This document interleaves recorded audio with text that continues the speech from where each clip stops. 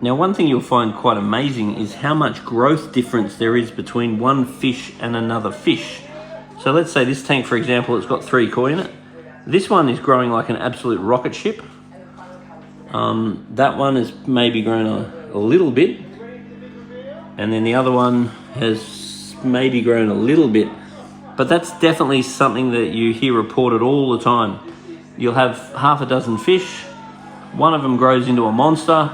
One of them doesn't seem to grow at all. And the other ones grow a little bit. That's very normal. Now, the other thing is that fish emit pheromones and phenols, and that stunts their growth. So this koi, for example, it should be capable of growing about 10 centimeters a year in a perfect environment. So this guy here, I'd be betting in the next year he could grow 10 centimeters. But then the year after that, because it's not a monstrous aquarium, I'll probably say that he might cut his growth to maybe 5 centimeters a year. Then the year after that, he might cut his growth to, say, 2 centimeters a year. And I just made that up. But the point is, the bigger the fish get, the less they're able to grow in a confined environment. And the reason why that is that the fish emit pheromones and phenols that stunts their growth. So basically, if you've got less big fish in the aquarium, they're going to produce much more pheromones and phenols than lots of little fish. So the little fish only excrete very small amounts, and the big fish excrete very large amounts. And some fish are very, very prone to pheromones and phenols, and other fish are not very prone to pheromones and phenols.